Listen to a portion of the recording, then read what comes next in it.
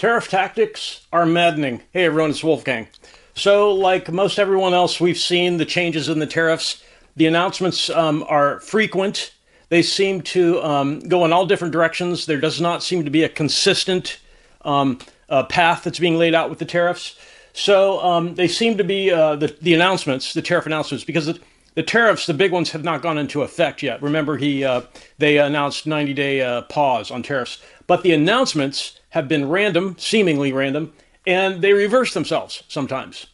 So as an example, they announced today that Chinese tariffs are not going to be anywhere close to 145%. That's just one reversal. It was very recently they announced we're bumping up China tariffs to 145%. So the announcements have been seemingly, from the outside, random, and they reverse themselves. So the result has been the effects on the markets. The NASDAQ is in a bear market. It exceeded a decline of 20% recently. The Dow Jones is in correction mode, correction phase. It's down 15% from the highs. And investors, not all, but many investors are holding back. And the way you know that is if investors were still buying stocks, the market would not have dropped 20% on the NASDAQ. The Dow would not have fallen 15% if investors were still investing. Investors are holding back. A lot of investors are not investing because it's just not clear with all the announcements what the heck's going on. And so it's been a little bit maddening. A lot of people have been put off by the whimsical nature of the tariffs. So I wanted to cover that in this video and explain what's going on, because there is a method, there is a design in place, there's a tactic being used that a lot of people, they've never seen it before, and so they can't really identify it, and that leads to uncertainty. It makes it seem, without knowing the tactic behind the scenes, it makes it seem like things are out of control. You're in a car and the person behind the wheel is a drunk driver, right?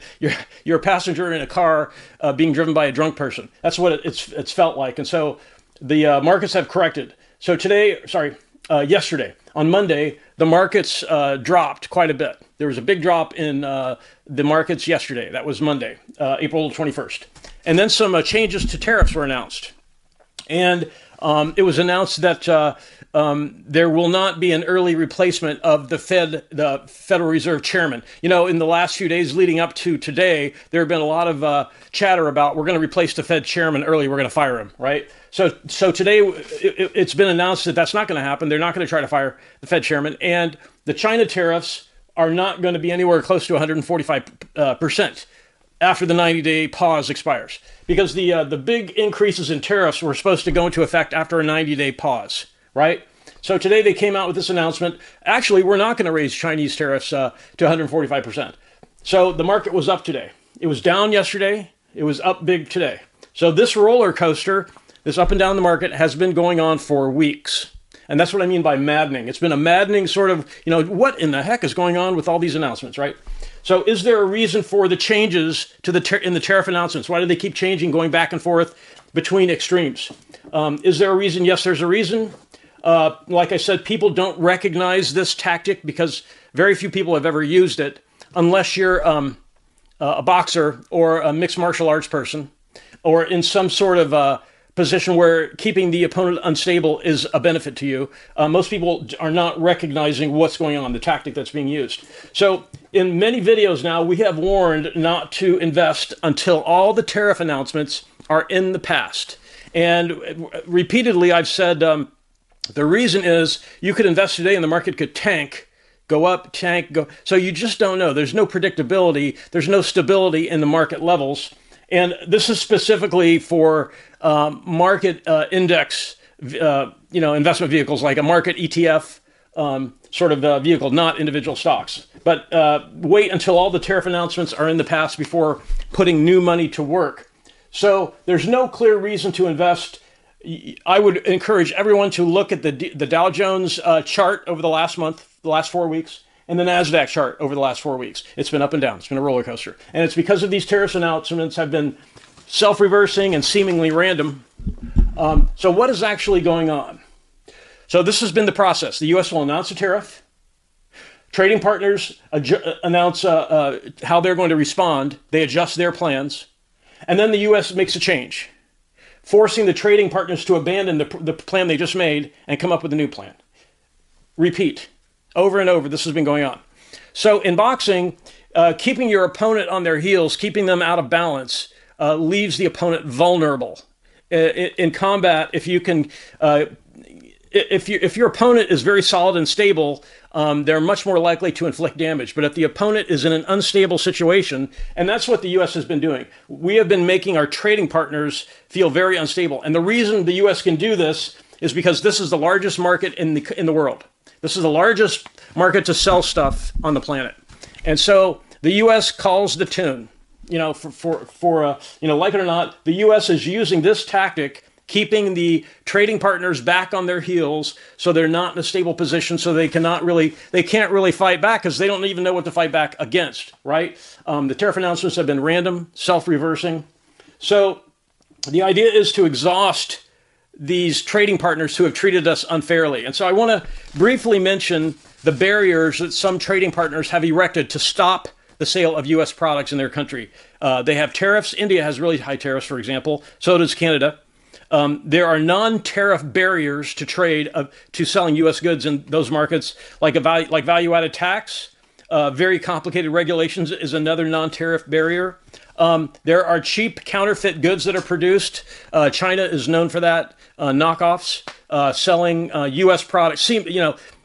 What appear to be U.S. products, but they're actually being made with slave labor in China.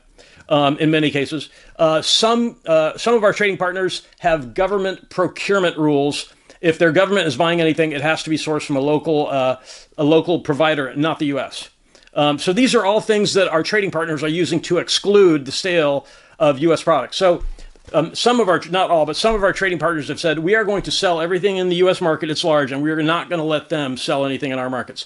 And that creates a deficit of trade for the U.S. It's been hurting the U.S. in terms of jobs. A lot of jobs have gone offshore because of these tactics. Another barrier that countries use is currency manipulation. If a country devalues its currency, it makes all their products seem cheaper. And so these are some of the ways that countries, our trading partners, have been using to prevent the easy sale of U.S. products in their countries. And you've probably heard about some of them, like how many European cars are driving around on U.S. roadways? A ton, right? Same with Japanese cars. Same with Korean cars, right? But how many U.S. cars are driving around on roads in Europe, in Korea, in Japan? So it's a big problem with these. You can sell in our market, but we can't sell in yours. That's not fair.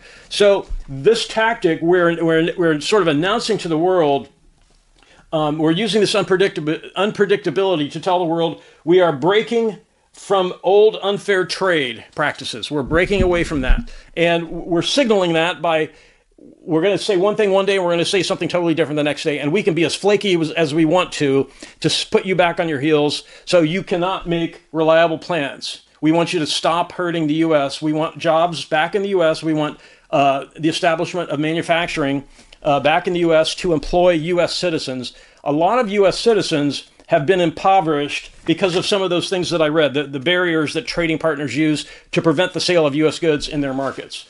So the U.S. is attempting to help working people to, it's high time because some industries are less affected than others, but in manufacturing in particular, a lot of manufacturing has just disappeared from this country, from the U.S. And these tactics, using tariffs and tariff announcements to bring trading partners to the table and make them, because at some point the trading partners are going to say, look, we don't know what you're doing. Can we please establish some rules that we can all rely on and reestablish trade again? That's what they want. So that's the objective. That is what's going on with this. The tariff tactic is to exhaust trading partners to the point where they finally come to see that, okay, we have no stability. We cannot make plans on how to sell into the U.S. market because they keep making these announcements and they're changing all the time, right? And so the idea is these trading partners will get, they'll become tired of that and they will sue for peace. They will tell the U.S., we need some stability. It's starting to affect our economy. What kind of deal are you looking for, U.S.? What exactly are you looking for? Would you please stop, changing and randomly and self-reversing the tariff announcements? So that's the objective. That's what's going on. Not too many people know this. If you're a boxer, if you've had some martial arts experience, then you sort of know, you sort of could recognize the symptoms. Okay, so the dominant partner, the dominant player, the U.S. market, is creating instability and uncertainty so that the opponent cannot plan an effective strategy to inflict harm, inflict damage. So the damage has been they won't sell U.S. products. They erect barriers to U.S. products in their markets. So the takeaway is today, China will not be tariffs at 145%. The U.S. came out today and said, remember when we said a couple days ago we were going to raise Chinese tariffs to 145%? Actually, that's not going to happen. It's going to be much lower than that. Okay, so the translation of that is any day now, the U.S. is going to come out and say, we're actually going to bump Chinese tariffs up to 400%. That's what this instability tactic does. It says one thing one day, we're going to be lower than 145% tariffs on China. And then another day or a couple days later, it's reversed. And we go gangbusters hard on our trading partners and say, remember the 145%? Those are the good old days. It's going to be 400% tariffs now. So the objective is, we're trying to put a stop to the unfair trading practices that have been used against us. So the original message that I've sort of mentioned frequently in the last several videos is putting new money to work in the market is a good idea after all these tariff announcements are in the past, in history. When the U.S. and trading partners announce final plans, and this could be months or longer, as to new trade rules that are fair, then putting new money to work in the market is we're not doing it. It doesn't make any sense. Look at the Dow Jones and look at the NASDAQ charts over the last month. That's going to continue. The roller coaster up and down, up and down. So we're going to wait until we see clearer signs that there's some stability and that this tactic is no longer being used. But personally, I think we're in the very beginning. I think we're in the early stages. So that's kind of the takeaway. There is rhyme to the reason. The reversing of all the tariff announcements is to destabilize our trading partners who have been erecting unfair barriers to selling our goods in their market. So if you have any questions about this, please post in the comments. I'll try to get to those. I really want to thank everyone for watching and have a great day.